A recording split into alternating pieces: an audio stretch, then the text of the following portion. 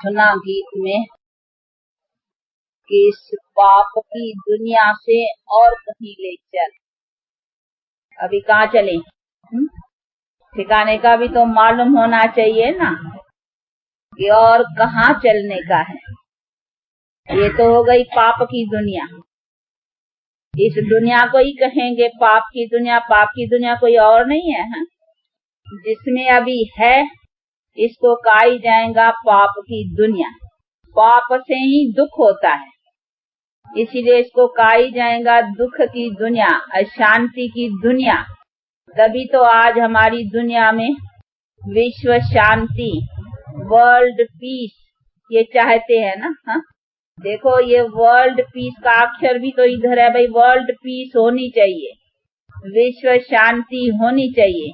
तभी तो विश्व शांति के लिए यहाँ धर्म सम्मेलन आदि आदि कई ये सब उपाय करते हैं। तो उसकी माना हमारी विश्व अशांत है, उसका मतलब है विश्व अशांत और दुखी है।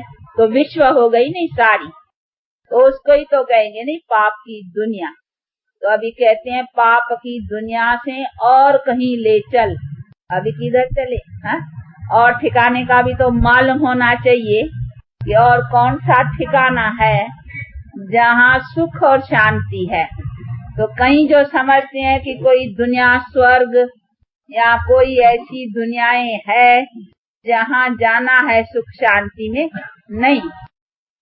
सुख और शांति को भी इस दुनिया में आना है, लेकिन आए कैसे वो समझने की बात है कि वो कैसे बने। बनना इस दुनिया में है, दुनिया ये एक ही है, बाकी इस दुनिया का परिवर्तन होने का है।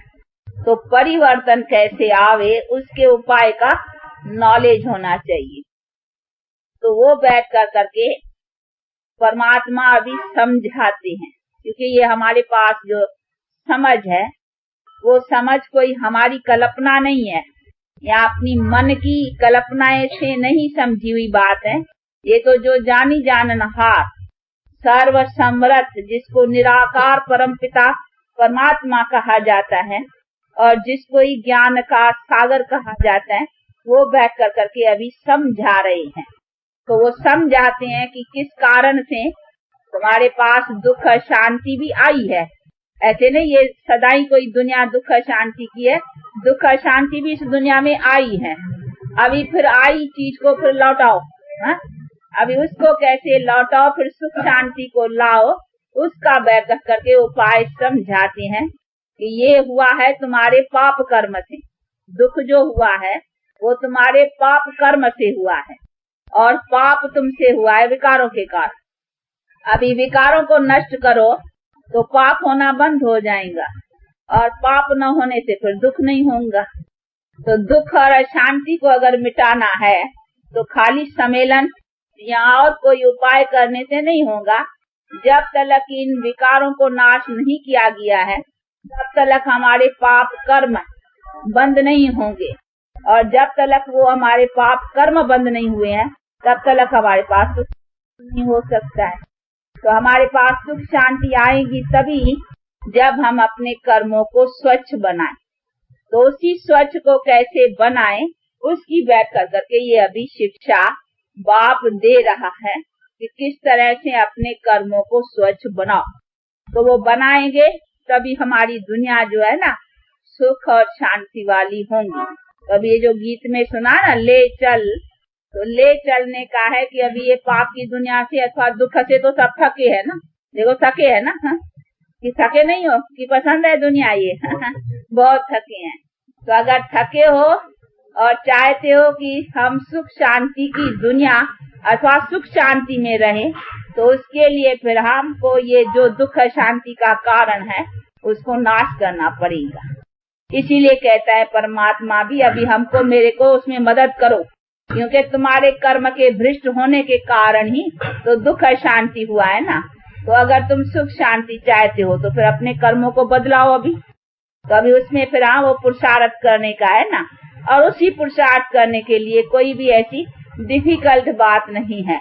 उसके लिए कोई साधन करना है, कोई क्रियाएं हैं, या कोई उसके लिए कुछ ऐसी बातें हैं जो हम कर न पा सके, ऐसी कोई भी बात नहीं है। सिर्फ थोड़ा समझना है कि हम जो भी सारा दिन अपने कर्म करते हैं, उसी कर्मों को 5 विकारों के संग से न करें, उससे अपने को बचाते रहना है। इसीलिए अपने को सच सच वैष्णु रखना है, तो विकारों से वैष्णु रखने का है। वो कई वैष्णु रहते हैं ना, वो समझते हैं हम वैष्णु कुल के हैं, वो समझते हमारा कोई को कपड़ा न छुए, हम किसी ऐसा न हो, या कोई समझते हैं कि हाँ हम खान पान के वैष्णु हैं, परंतु वो तो ठीक, परंतु साथ जब तक विकारों का वैष्णुपन अर्थात विकारों को आत्मा छुए नहीं, ऐसा अपना परहेज रखने की, तो वो परहेजी हमको जो है ना वो ऊंचा उठाएंगे। इसीलिए अपना भी पुरुषार्थ है विकारों से वैष्णु अथवा विकारों का व्रत।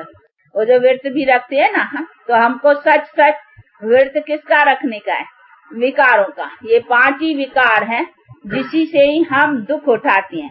इसीलिए अभी विकारों का व्रत, विकारों से वैष्णु, क्योंकि आत्मा को विकारों ने ही मैला बनाया है। तो वो मैल जो चरी है वो विकारों की चरी है, नहीं बाकी और कोई चीज की मैल थोड़ी है, ये विकारों की। तो अभी हमको स्वच्छ भी होना है, तो इस मैल को निकालना है। अभी उसी मैल के निकालने के लिए ये ज्ञान और योग है। उसको गंगा नहाने से या पानी में नहाने से कोई मैल वो विकारों की नहीं धोई जा सकती है। उसको धोने के लिए तो फिर हमको ज्ञान और योग का बल चाहिए। इसीलिए बैठ कर करके अभी ये ज्ञान और योग, योग का मतलब ही है उस परम पिता परमात्मा को याद करना। योग का मतलब ये नहीं है कि आसन लगाना या कोई किसी मूर्ति का बैठ कर करके ध्यान करने का है, नहीं। ये है हमको चलते फिरते खाते पीते उस परम पिता परमात्मा की याद रखनी। परंतु वो भी याद तभी हो सकेगी जब पहले पहले उनका परिचय होना चाहिए। पहली तो बात ये समझने की कि परमात्मा क्या है, क्योंकि परमात्मा कहीं जो समझते हैं कि सभी जो रूप है वो परमात्मा के हैं, परंतु नहीं। परमात्मा जिसको निराकार कहा जाता है, उस निराकार का भी ज्ञान होना चाहिए कि निराकार परमात्मा कौन सी चीज है। तो निराकार परमात्मा कौन सी चीज है, वो तो हमारी पास इस भारत में उसकी प्रतिमा की भी मान्यता है, जिसको शिवलिंग कहा जाता है। पर तो कई इस शिवलिंग के प्रतिमा का भी अर्थ नहीं समझते हैं। वो तो समझते हैं शिव और शंकर जो है ना वो एक ही है। वो जो आकार का भी देखते हैं ना, वो जटाएं बटाएं सांप वाम परा हुआ होता है, मूर्ति दिखलाती हैं, परंतु वास्तव का करके परमात्मा जिसको कहा जाता है वो उस निराकार को, जो शिवलिंग की प्रतिमा है। आप लोगों ने देखा होगा वो रामेश्वर का भी एक मूर्ति दिखलाती हैं। यहाँ कई मूर्तियों में ऐसा भी है कि सभी देवताएं जो है ना वो शिवलिंग के आगे हाथ जोड़ कर करके खड़े हैं। उसमें कृष्ण, राम आदि सब, ब्रह्मा विष्णु शंकर सभी देवताएं आ जाते हैं जो शिवलिंग की बैठ कर करके मान्यता करते हैं। तो उससे सिद्ध होता है कि सभी देवताओं के भी ऊपर वो निराकार परमपिता परमात्मा है, जिसी का मान्यता देवताएं भी करती हैं। तो ये समझने की बातें हैं कि हमारा परम पूज्य परम पिता जिसको कहा जाता है वो सब का पिता, देवताओं का भी पिता उसी निराकार परमात्मा को कहेंगे।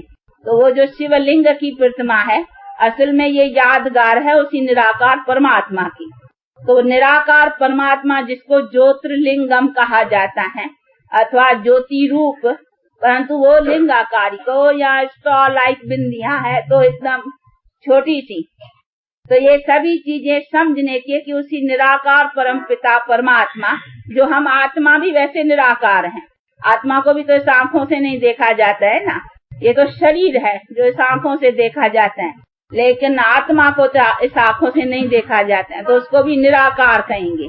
निराकार का मतलब ये नहीं है कि उसका कोई आकार नहीं है। कई ऐसे समझते हैं कि उसका कोई शेप, कोई आकार कुछ है ही नहीं उनका, परंतु नहीं, निराकार का मतलब ही है कि हाँ ये मनुष्य जैसा उसका शेप या शक्ल नहीं है, बाकी उनका अपना आकार अथवा ज्योति रूप निराकार जिसको कहा जाता है वो है तो जरूर ना।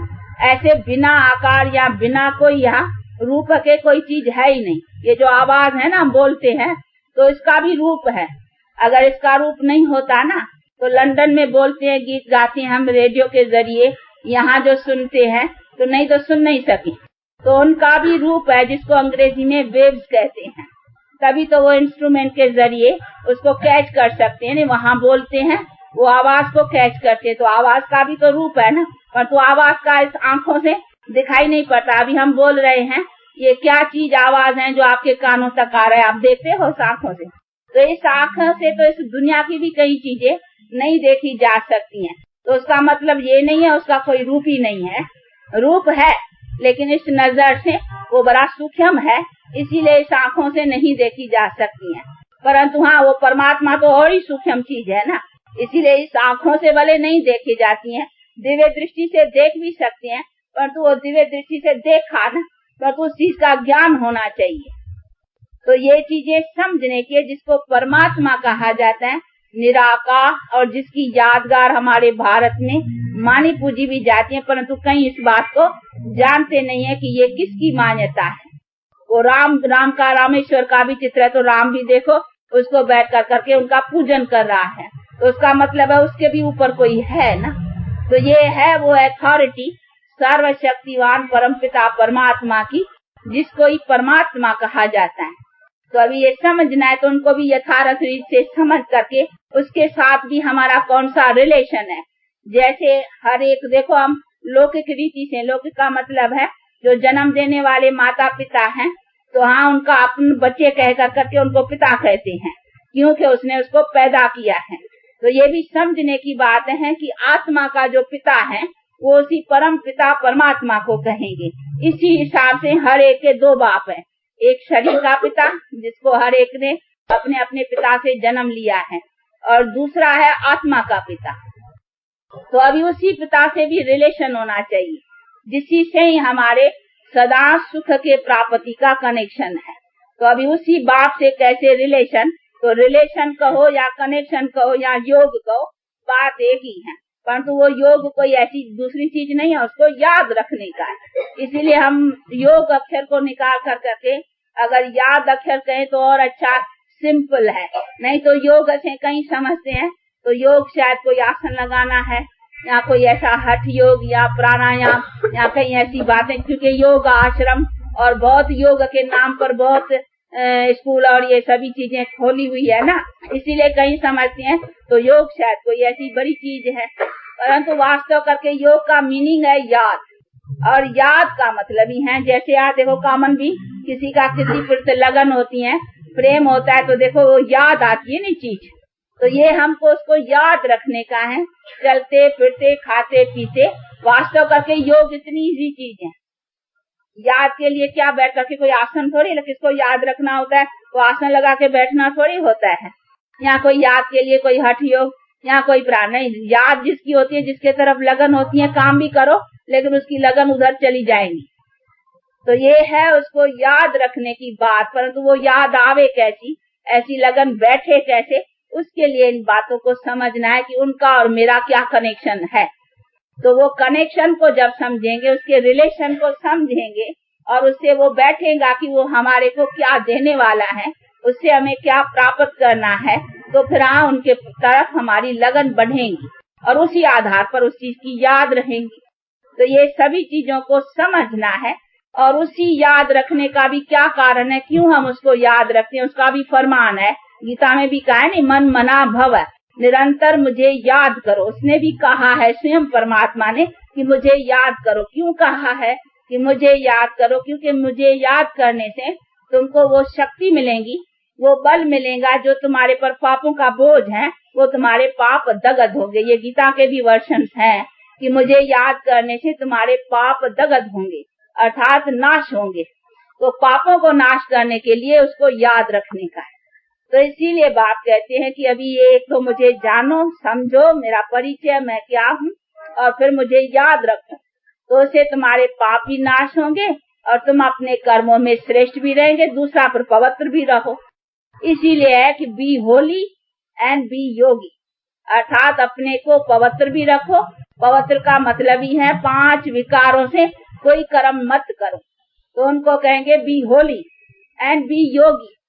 तो मुझे याद करो, तो उससे क्या होगा कि याद करने से जो पहले किए हुए विकर्म है, अर्थात पाप का बोझा है, वो भी तुम्हारा नाश होगा। क्योंकि हमारे जीवन में 2 कर्मों का चलता है, एक जो किया है वो पाते हैं, दूसरा फिर बनाते भी जाते हैं जो पाना है। इसीलिए एक कर्म किया हुआ नतीजे में आ रहा है, दूसरा नतीजा बना रहे हैं। तो हमको दोनों तरफ को संभालना है। जो किया है वो भी अच्छा नहीं किया है, क्योंकि हम पाप कर्म करते ही आए हैं, तो वो भी तो हमारे सिर पर बोझा है ना। अभी दूसरा फिर हमको कर्म अपने स्वच्छ बनाने हैं, जिससे हमारे कोई कर्म ऐसे न बने जो हमारा कोई कर्म का खाता उल्टा जमा हो जाए। इसीलिए उसमें भी हमको खबरदार रहने का है। तो एक है प्लस, हाँ, दूसरी है माइनस, समझा ना। तो मैथमेटिक्स का हिसाब होते है ना। तो एक है कर्म खाता जो हमको माइनस करना है, काटना है, अर्थात हमने जो जोड़ा है वो उल्टा जोड़ा है। अभी दूसरा जो जोड़ते जा रहे हैं उसमें संभालना है कि हमारा कोई बुरा खाता न जुटे। तो एक प्लस को संभालना है और एक माइनस करना है। तो अभी माइनस वो कैसे होवे, वो होगा भी योगी। याद करने से वो हमारा पिछला जो पापों का खाता है वो माइनस होगा, और बी होली यानी पवित्र रहने से फिर हमारा खाता जो है वो बुरा न बनेगा, क्योंकि विकारों के संग से हम कोई बुरा काम नहीं करेंगे। इसी से हमारा नतीजा ये होगा कि हमारे कर्म श्रेष्ठ रहेंगे। तो इसीलिए परमात्मा का फरमान है कि अपने को, अपने कर्मों को अच्छी तरह से समझ कर करके, ये कर्म की फिलॉसफी कहो या कर्म की थ्योरी कि तुम्हारे कर्म का खाता कैसा चलता है, उसको कैसे बनाओ, उसको ठीक रीति से बनाने के ज्ञान को समझो। तो अभी ये बैठ कर करके शिक्षा देते हैं कि तुम्हारे बनते तो रहते ही हैं, एक भोगते रहते हो, दूसरा बनाते रहते हो। तो क्यों नहीं तुम अपना कर्म को स्वच्छ बनाओ, जिसके आधार से तुम सदा सुख को प्राप्त करो।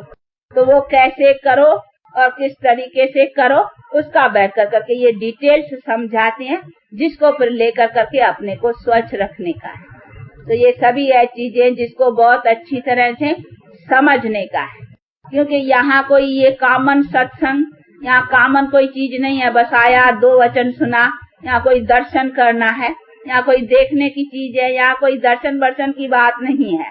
यहाँ तो है ये कॉलेज अथवा स्कूल। जैसे स्कूल कॉलेज में जाते हैं बच्चे तो पढ़ने जाएंगे ना, तब तो उस डिग्री को लेंगे। बाकी ऐसे नहीं है टीचर को देखने जाएंगे, यहाँ दर्शन करने जाएंगे, यहाँ देखेंगे, देखने से कोई डॉक्टर को देखने से कोई डॉक्टर थोड़ी हो जाएगा। हाँ, तो नहीं, पढ़ना होता, नॉलेज को समझ कर करके उस डिग्री को तभी प्राप्त करेंगे। तो ये भी पढ़ाई है, ये भी समझने की बात है। बाकी खाली देखने से तो कुछ, हाँ, देखने के लिए तो भगवान भी सामने हो जाए ना। तो भगवान में देखो, अर्जुन के सामने भगवान था ना गीता में। हाँ, गीता का जो ये बनाया हुआ है तो उसके देखो अर्जुन के सामने भगवान था, लेकिन सामने होते भी फिर उसको ज्ञान देना पड़ा ना, भगवान को भी डायरेक्ट ज्ञान देना पड़ा, समझाना पड़ा। तब तो देखो सर्वशास्त्र शिरोमणि गीता, वो शास्त्र गीता जो बनी है वो वर्षन्स की बनी है ना, तो भगवान को भी वर्षन्स बोलना पड़ा ना, समझाना पड़ा। बाकी ऐसे नहीं अपने दर्शन से कहा तेरा बेड़ा पार है, नहीं, वो तो सारा सामने खड़ा था, खड़ा होते भी फिर भी उसको ज्ञान देना पड़ा ना। तो ज्ञान बिना गत नहीं है, ऐसे नहीं कहा जाता है दर्शन बिना गत नहीं है, ज्ञान बिना। तो ज्ञान चाहिए, ज्ञान का मतलब ये समझ। तो ये बातें समझने की हैं और समझ कर करके अपने प्रैक्टिकल लाइफ में लाने की बात है। तो वो प्रैक्टिकल में कैसे लाएं और प्रैक्टिकल उसकी प्रैक्टिस कैसे करें, ये सभी सिखाया जाता है। यहाँ परिवार के परिवार है, ऐसे नहीं है कि बस नहीं, परिकुटुंब के कुटुंब है, फैमिलीज के फैमिलीज हैं, जो अपना स्त्री पति बाल बच्चे सब अपनी जीवन को घर गृहस्थ में रह कर करके और कैसे अपने गृहस्थ को आश्रम अथवा गृहस्थ को धर्म कहा भी जाता है, नहीं, गृहस्थ धर्म, गृहस्थ आश्रम, लेकिन अभी आश्रम कहाँ है अभी धर्म कहाँ है। अभी तो अगर गृहस्थ को कहा जाए ना अधर्म तो कह सकते हैं, क्योंकि विकारों का है ना। तो ये चीजें समझने की कि हमारी जो प्राचीन गृहस्थ आश्रम की प्रवृत्ति थी वो कैसे बने, उसी चीज को बनाया जाता है। तो उसके लिए ये सभी बातें समझने की है और समझ कर करके प्रैक्टिकल उसी चीज को कैसे लाना है लाइफ में, वो लाइफ बनाने की बातें हैं। बाकी यहाँ कोई कॉमन तरह से आया, 2 वचन सुनाया, कुछ देखा, उससे कोई लाभ की बात इसी तरीके से नहीं है। ये है स्कूल, इसको इसीलिए इसको नाम ही है ईश्वरीय विश्वविद्यालय। देखो बाहर बोर्ड पर भी है ना, तो ये विद्यालय है, परंतु किसका? ईश्वर का, क्योंकि यहाँ पढ़ाने वाला स्वयं परमपिता परमात्मा स्वयं पढ़ा रहा है। हम सब स्टूडेंट्स हैं, हमको पढ़ाने वाला वो निराकार है, जो बैठ कर करके पढ़ाता है और नॉलेज देता है कि कैसे हम अपने कर्म को, क्योंकि कर्म के गति को सवाए परमात्मा के और कोई समझा नहीं सकता है। मनुष्य तो सभी कर्म के चक्कर में है ना, वो तो सभी कर्म के भोग में है। इसीलिए जो कर्म अकर्म विकर्म से अलग है ना, वही तो समझा सकेगा लेकिन कर्म की गति क्या है। बाकी तो मनुष्य सभी कर्म के गति के चक्कर में है, इसीलिए जो चक्कर में है वो नहीं समझा सकेंगे, जो चक्कर से बाहर है वही तो समझा सकेगा ना। तो इसीलिए वो बाप जो कर्म के गति से बाहर है वो कभी न दुर्गति में आता है न उनको सदगति चाहिए, वो तो सदगति और दुर्गति से अलग है। बाकी हम मनुष्य दुर्गति में भी आए हैं, देखो पाप की दुनिया, तो देखो हम पाप में आ गए हैं ना। अभी हमको फिर पुण्य आत्मा बन कर करके और सदगति को प्राप्त करना है, तो सदगति क्या है वो भी तो समझना है ना। तो ये सभी चीजें को समझना है कि सदगति भी जीवन में है, ऐसे नहीं जीवन से बाहर है। जैसे कहीं समझते हैं ज्योति ज्योत समाना है, यहाँ कहाँ हमको जा कर करके बैठ जाना है, नहीं, दुनिया यही है, इधर ही आना है। परंतु वो दुनिया सदगति की थी, अभी ये दुनिया है दुर्गति की। इसीलिए गीतों में भी देखो आते हैं ना, अभी ले चल, अर्थात हमको अभी उसी दुनिया में अथवा उस दुनिया को अभी ले आ जिस दुनिया में हम सदा सुखी थे। तो दुनिया थी, सुख की भी दुनिया है, ऐसे नहीं है कि सुख कोई ज्योति ज्योत समाने में है, नहीं, सुख की भी दुनिया थी जैसे दुख की दुनिया है। तो हमारे जीवन में हमको सुख था, और सुख ऐसा था जिसमें कभी कोई दुख नहीं था, जिसको ये कहते हैं कि एवर हेल्दी, एवर वेल्दी और एवर हैप्पी। क्योंकि कई बेचारे ये भी नहीं समझते हैं कि सुख हमको हो भी कैसे सकता है। सुख और दुख का भी अर्थ समझना चाहिए, हमको दुख क्यों है जीवन में। आज हमारे जीवन में अगर रोग नहीं होता, हमारे संसार में अकाले मृत्यु नहीं होता, निर्धनता नहीं होती, ये लड़ाई झगड़े नहीं होते, फिर तो संसार अच्छा है ना। हा? ये लड़ाई झगड़े की बातें न होती, न सब कुछ ये सब हंगामे होते, और न हमारे पास अकाले मृत्यु आता, हम अपने टाइम पर शरीर छोड़ते और शरीर लेते, और कभी कोई रोग आदि होता ही नहीं, न ये डॉक्टर्स न हॉस्पिटल, ये सब चीजें होती ही नहीं, और ये सभी निर्धनता आदि की बातें भी नहीं होती। सब अपने खाने पीने में अच्छे सुखी होते, सबको अपने सुख के साधन कंप्लीट पूरे होते, राजा प्रजा सब सुखी होते, फिर तो संसार अच्छा है ना। फिर तो नहीं कहते ना कि संसार में दुख है, तो दुख के कारण तो यही है ना। तो मनुष्य को समझना चाहिए कि हमारे संसार में दुख का कारण कौन सा है। दुख का कारण है ये रोग, अकाले मृत्यु, निर्धनता, लड़ाई झगड़े, ये सभी जितने भी दुख के कारण। अभी ये कैसे निकले, तो हमको है हमारे संसार से उन चीजों को निकालने का प्रयत्न सोचना। बाकी ऐसे नहीं है कि संसार से हम चले जाएं, इसका मतलब ये नहीं है कि संसार में सदा ही ये चीजें हैं, नहीं। ये रोग आदि, अकाले मृत्यु, ये सब पीछे आया है, नहीं तो हम कभी अकाले नहीं मरते थे, कभी हमारे पास रोग आदि नहीं होता था, कभी ये निर्धनता, धन नहीं, खाने पीने के लिए मनुष्य मोहताज, ये सभी बातें थी नहीं। हमारी प्रकृति पूरी दासी थी, हमको सब सुख के, कभी ये अर्थक्वेक्स नहीं होती थी, कभी ये फ्लड्स नहीं होता था, ये सभी बातें होती नहीं थी। लेकिन आज सब कुछ होता है। मनुष्य को हर चीज से अभी दुख हो रहा है। क्यों दुख हो रहा है? क्योंकि मनुष्य कर्म भ्रष्ट है ना। तो हमको समझना चाहिए तो हमारे दुख के कारण कौन से हैं, तो ये भी चीजें समझने नहीं। बाकी ऐसे नहीं खाली दुख सुख, पर तो समझना चाहिए दुख होता ही क्यों है और किस कारणों से दुख है। तो दुख है इसी कारण से। अगर ये चीजें हमारी दुनिया में नहीं होती, हम अपने मरने जीने में भी समर्थ होते। जैसे सांप होता है ना, एक खाल उतारता है, दूसरी खाल लेता है। जैसे टाइम पर हम कपड़े पुराने उतारते हैं, नए पहनते हैं, तो हमारे शरीर उतारने पहनने का हमारे में बल था। बाल, युवा, वृद्ध जब स्टेज पूरी होती थी तो हम टाइम पर अपने शरीर को अपने आप छोड़ते थे और नया शरीर लेते थे। लेकिन आज नहीं है, अभी बैठे हैं, हाँ अभी अभी मर गया, हाँ कोई ऐसा एक्सीडेंट हो जाते, कई ये सभी अकाले मृत्यु होते ही है ना। तो बाप कहते हैं ये तुम्हारा जीवन है तुम्हारे पास, लेकिन जीवन के सुख के साधन तुम्हारे पास नहीं है, क्योंकि तुमने अपने कर्मों से वो साधन को भ्रष्ट बना दिया है। इसीलिए बाप कहते हैं अभी अपने कर्म को श्रेष्ठ करो, तो फिर तुम्हारे जीवन में सदा सुख रहेंगे। तो वो कैसे रहे उसका बैठ करके तरीका समझा। तो अभी इसी बातों को तो प्रैक्टिकल समझना है, और प्रैक्टिकल उसके प्रैक्टिस में आकर करके अभी उसका क्या उपाय करना है वो सभी बातें समझ करके अपने जीवन में लाने की। तो ये तो अभी थोड़े टाइम यहाँ, क्योंकि कभी कभी नए आते हैं ना, तो थोड़ा डिटेल्स ऐसी ऐसी बातें समझानी पड़ती हैं, क्योंकि उनको पता होना चाहिए कि लाइफ की एम क्या है। परंतु उसके लिए फिर भी कहेंगे कुछ टाइम दे करके आकर के सुनेंगे, समझेंगे तो अच्छी तरह से समझ सके। अच्छा, 2 मिनट साइलेंस अभी टाइम।